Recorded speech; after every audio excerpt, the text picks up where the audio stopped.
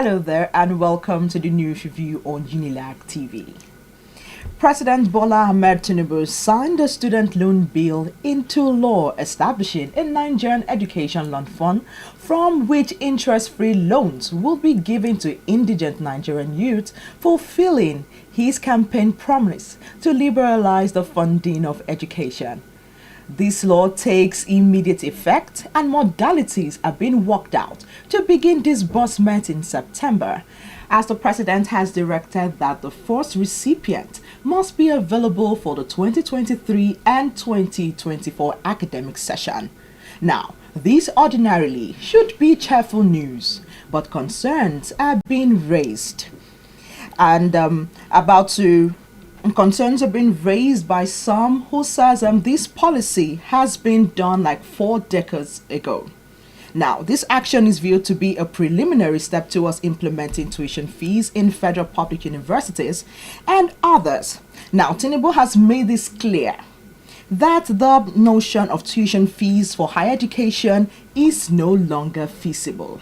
Now, additionally, various officials and university administrations have subtly suggested that tuition will be introduced as early as the upcoming 2023 and 2024 academic session. Today, we will be focusing on the student loan bill and what it means to university students. To have this discussion with me is the associate editor of the nation's newspaper. I am Vina Peters. We'll go on a quick break. We'll be right back.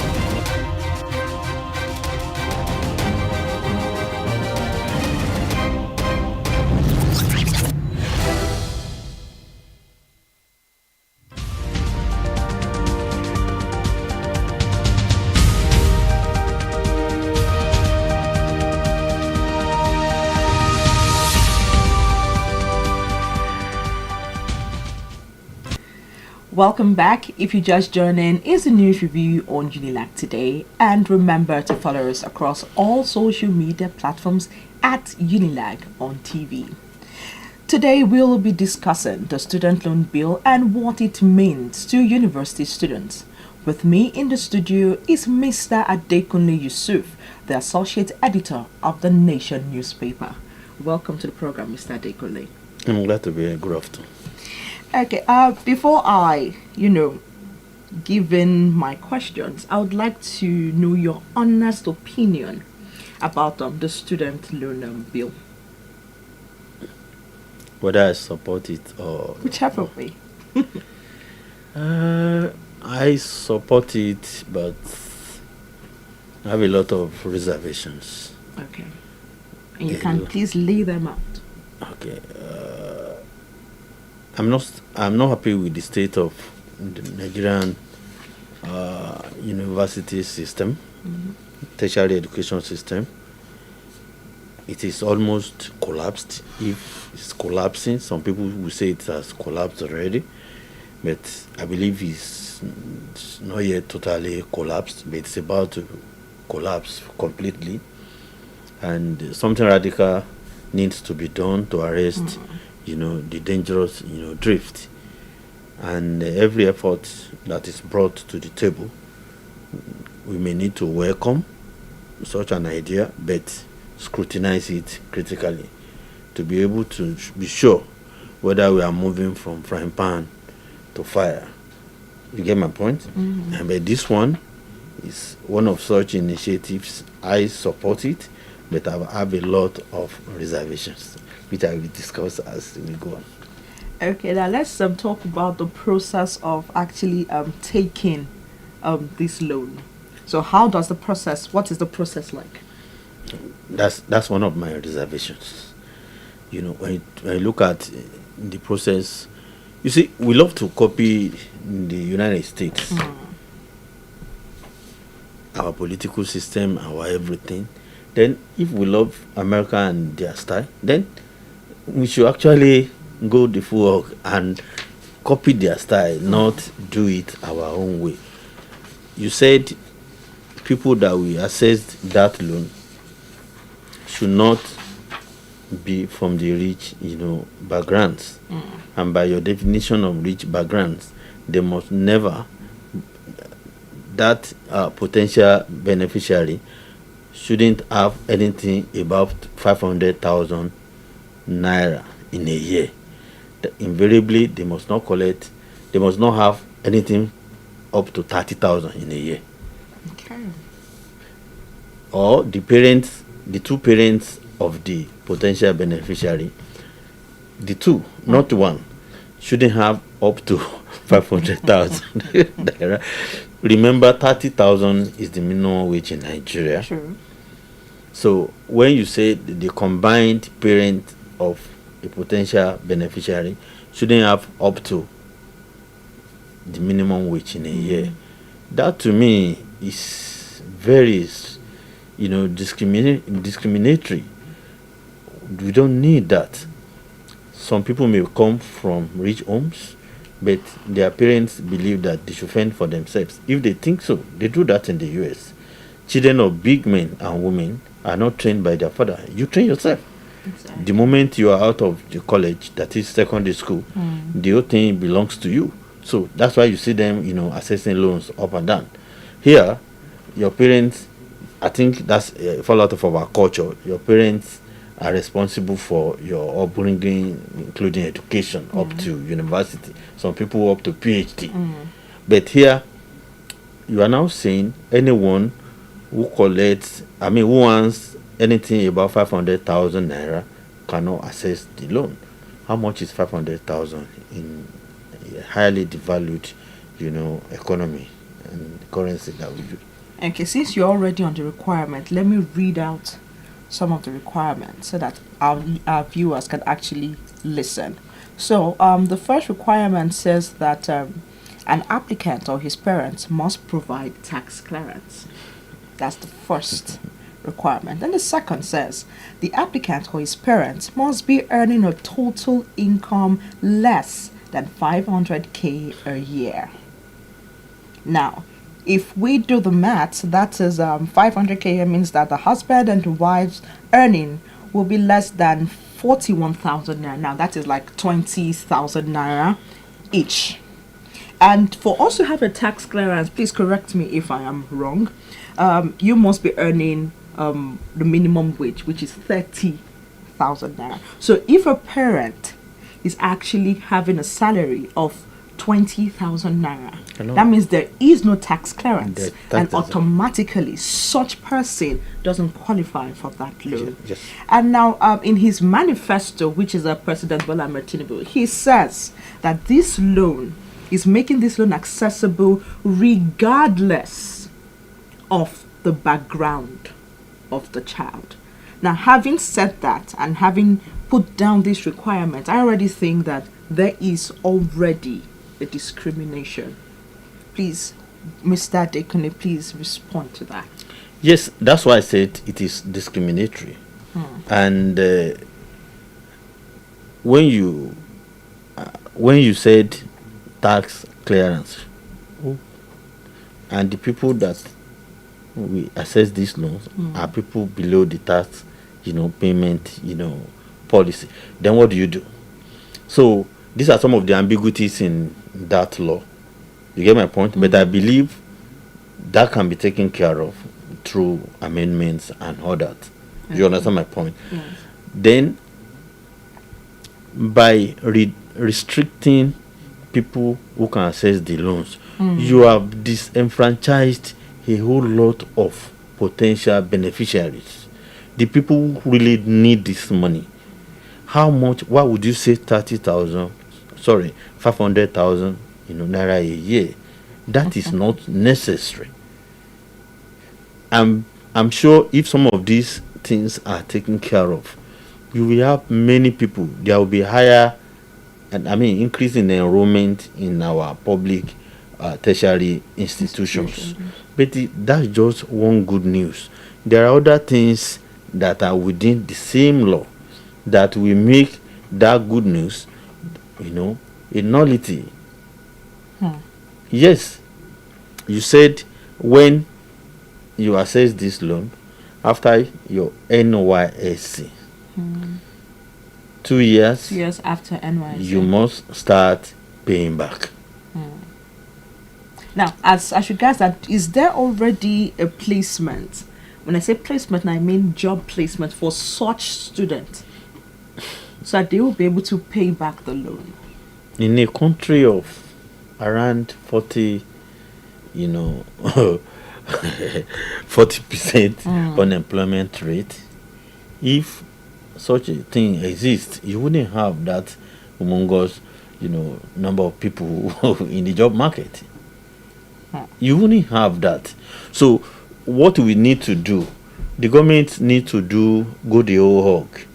The tertiary education system in Nigeria is crying for reforms. There are a lot that you need to do. This loan scheme that the government wants to do is like you want to build a beautiful edifice on a very weak foundation. It will not gel. And this law is what is even beautiful in it anyway. A law that took long years to pass is fraught with so many ambiguities, errors. And what I mean by error, why would you put in, for me to assess the loan, I must know this, which is discriminatory.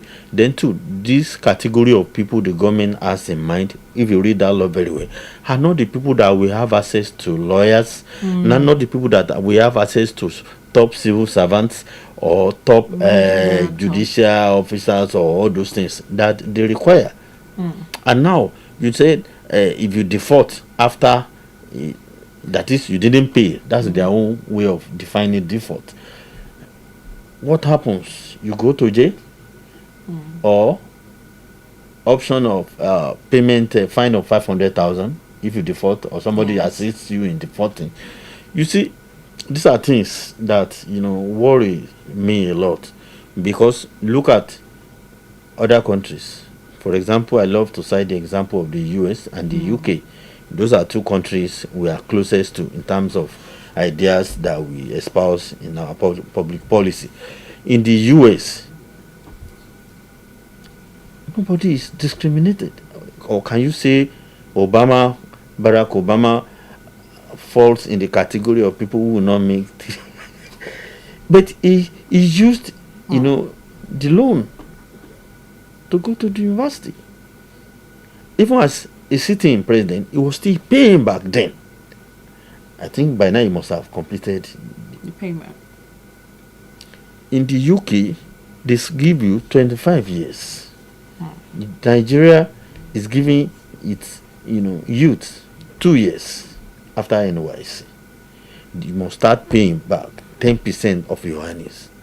In a country where the take-home pay of the average worker cannot take them to the bus stop. To me, some people didn't think properly. I haven't seen any sign of deep thinking, behind, the promulgation of that law. Because if you do, there are a lot of things you want to interrogate. That throw it open. If you cannot throw it open, please don't put in there that your parents should not make up to 500,000. Believe me, anybody whose parent cannot make 500,000, I don't know how they will send that. They will be able even to send that kind of person to school. And with 500,000 a year for two parents, believe me, I wonder how they will be able to feed. Because that's a miserable thing. Calculated. In today's naira, it's been so devalued that I don't know what is more devalued than our naira. So now you're talking about 500,000. That aspect should be expunged. So you can go on and on. Then repayment, that's another clumsy thing. We said people should. How do we repay? Remember, this is not the first time we've had schemes like this before. Have we interrogated, how they failed? What led to their collapse? There are many big men in our country today. They went to schools abroad because of such loans, enacted during Gawan regime. Exactly. Yes, 1972. Many people accessed the loans, went to universities. Many of them preferred UK at that time. America was not preferred among our, elites at the time. It was UK. When they came back, what happened? Did anyone pay? No, nobody paid. There's another recent one, what happened? The same fate. So every attempt to help the poor, you have to think it through. Not just populist approach that you just want to get applause. No. Think it through. This is our country. Can this work? I don't know how it can work because we don't have that kind of database. Interrogate, any HOD or any. I'm just trying to see the small, section, a university. Ask the vice chancellor of any university, how many students do you have? Many of them will just give you figures. They don't have the exact figure. What I'm trying to say is the database, the digital system to help you to do this. We have not put such things in place. And now, when people now finish their education, finish their NYSC, do you know in Nigeria today, many of those people you call Okada riders are actually graduates.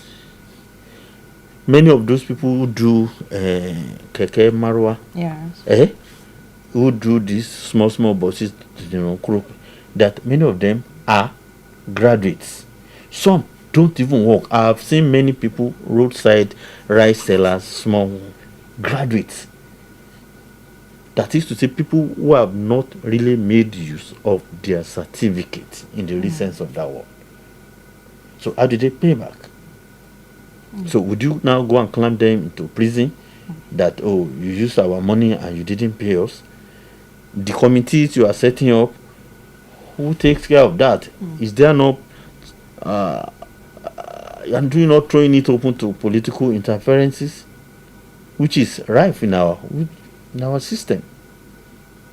Now in the university, some people come to the university and complete their studies without ever seeing who their vice chancellor is. That many people don't know who the vice. Now the vice chancellor must sign everything. The dean of student affairs must sign everything. You are creating a brand new, bureaucracy. How does that work? I don't know. No, how does that work in a university? You see, we need so many things to do in our universities. The infrastructure in all public universities are dilapidated. They are decayed. What do we do about that? There is no compensation around that. Those who work in the universities, the workload versus remuneration. Who is thinking about that? Is Nigeria fair to those who work in the universities? You want to destroy them. You want to kill them. Nobody is talking about that. So there is a lot we need to talk about. Anyone who has, gone through the Nigerian universities and is lucky to school abroad, you will burst into tears that we don't have a system.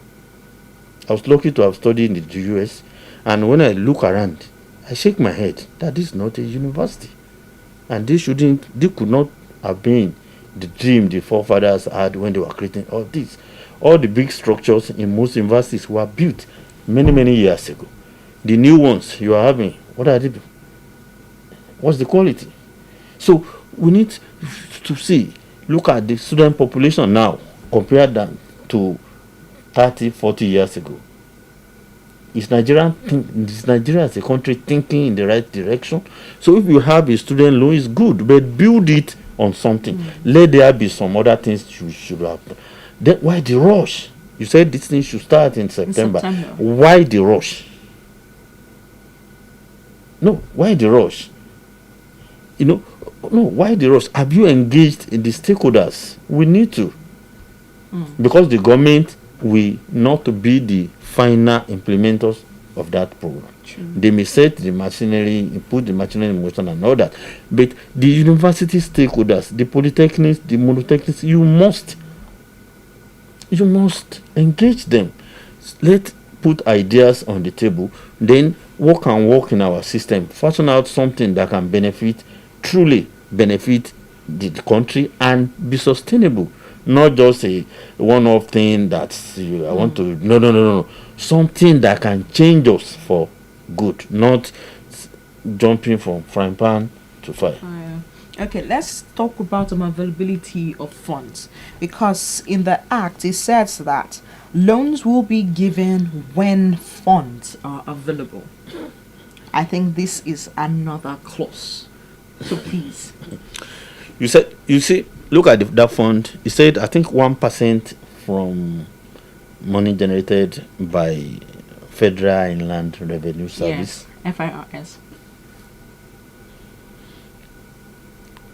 Nigeria Immigration Service, and so on and so forth. That's where the money will come from. So more or less, you copy the idea behind Ted Fund. In recent years, Ted Fund is the most beautiful idea, that has, sustained the tertiary education system in our country. By now, we wouldn't have anything anymore. But the same Ted Fund, the beautiful idea, do you know the story today? It's in a mess. Go and just take a small time of your time. Go and check what is happening in Ted Fund. So why don't we first, dig into the rot we call Ted Fund before we create another, potential. You see, go and see what is happening in Ted Fund. It's in a mess. And a lot of money goes in there. Now another Ted Fund, so to say, is about to be created. A lot of money will also go in there. How you manage it? Nigerians are Nigerians, and we know who we are. So how do we? Because corruption is not just in the federal level. It is everywhere in Nigeria. Everywhere. So we think, hey, ministers, president, governors, commissioners, senators. No. Even in the civil service, in the universities, polytechnics, colleges of education, everywhere, even in the private sector. So corruption is heavy in our system. So how do we ensure that this is free from corrupt tendencies, that seem to be another culture in our country? So we need to do something about that as well. So, but you now said when money is available, but you said every applicant must get it within 30 days. Must. That's the word you used in that law. So, when have we become that efficient that you treat millions of applications? Because I'm sure you will have millions of applications. In fact, I'm sure many people will lie that their own parents are dead, that they are not even making any money, that their parents are jobless, just to be able to access them. Because you said tax clearance. What are people who have dead parents? And where do they get tax clearance? What was this? You see, too numerous ambiguities in that law. And I've not seen any sign of a rush thing since the law, started in 2016. The bill started in 2016. So gradually, before it was passed recently. And when the Speaker of the House of Reps then, Femi Gbajabiamila,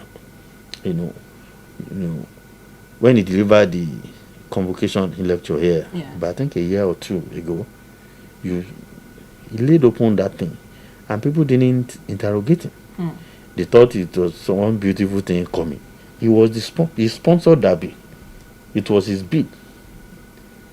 So now see what is happening. Because I actually feel this bill is actually coming at the wrong time. It is a right thing, but I feel it's coming at the wrong time.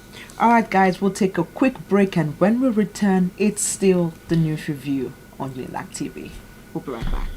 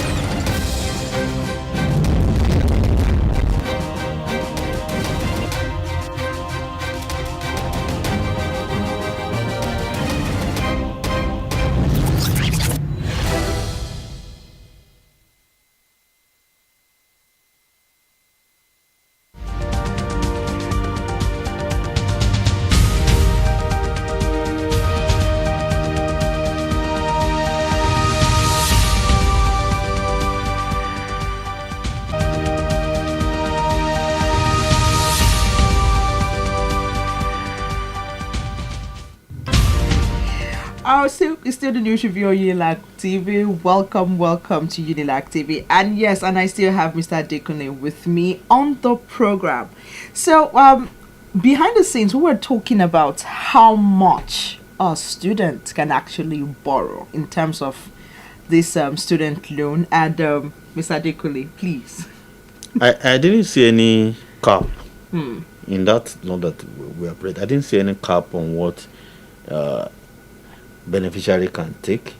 I think it will be determined by and that's why it is rooted through the university, system, or through the head of rector of a polytechnic and all that. So it is basically for tuition. So it's not money for you to lavish, to enjoy and live big. No, it's for your tuition to help you. Okay, now tuition, is it just for public university? No, it's for both. It's not only for public. It's for both. Okay, now, so because there are hints now that university should generate funds for their universities. So now, in other words, universities are actually going to be increasing their school fees. So when you say the loan now is specifically for their tuition fees, how much will the university be requesting as their tuition fees, and how much should the students borrow? Should the student borrow only for a year, 2 years, 3 years, or his whole tenure in school? Well, that has not been. There is a committee in place. They are working on it because they want to start in September. They want the first batch of beneficiaries to be announced in September. How feasible that is, I don't know. To me, it's not feasible. But let's assume it works, because sometimes a miracle worker can just come into the system and start changing us. Maybe that may happen, but for now, I don't think so. Now, you are talking about how much a person can take. I didn't see any, but what I'm seeing that is lurking behind the scene is that's like university of autonomy, so to say. It can be qualified, but university autonomy. Exactly. That is to say, government will stylishly, reduce the subventions or whatever it gives in the universities. Okay. And that means school fees will jump up. Exactly. That is one issue, certainty. To me, even though I attended this university, and as a poor, guy, self-funding, students. And if you ask me today, this current system is not sustainable. Nigeria does not have universities, polytechnics, and colleges of education that are befitting the status of a big country like Nigeria. What we have are glorified centers that just, these are not universities. Go to even smaller African countries. Go and see what they cost universities. If you go abroad, you will be amazed. So we need to think about cost sharing. That's the soul of university education. You have to share the cost. The prices, tuition, not price, I'm sorry. We have to go up. Then this idea government has come up with, we have to review a lot of things. Then the way we run the universities, everything we have to change. Admission, enrollment, everything, remuneration, everything we have to change. We cannot continue like this. There is no public university in Nigeria that can tell you that from its own internally generated revenue, it is building amphitheaters or building auditoriums, building it. They cannot. They don't have the money.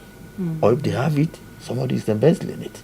So you have to now make recourse to third fund, and third fund is mired. I don't want to speak about third fund on this program. So when you now take a look at it, is this the university system that those who are in charge of Nigeria today, from the highest to the lowest level, is this the kind of universities they attended? No, this is not. The system has been is collapsed. Go to the halls of residence. What you see there, you think animals are living there. Go to the classrooms. In this age and time, that shouldn't be. So we need to rejig a total, wholesale reform of our university system. And people who are afraid of tuition, school fees, should think twice. If you want a university degree that has no value, if you want the one that has value, because things cannot continue like this. Okay. You said something concerning school fees being skyrocketed in terms of the fees being increased in different universities now. My question is, where is the place of education subsidy? Well, there's no way. Even go to the US and the UK. Government still subsidizes education. But there's a limit. Because in his speech, he says that government will no longer be responsible. For what? For education, what is it called now? For education fees now for the students.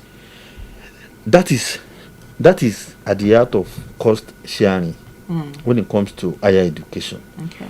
For example, there has to be a percentage that must come from the students, whether the money is sourced from their parents or through the student loan. The current level of funding, I'm too sure, is no longer sustainable. When it was a popular thing, how many students were in our universities, polytechnics, and colleges of education? Today, when I come to Unilag, I shake my head because this was not the same university I attended, years back. I'm talking about the crowd in every class.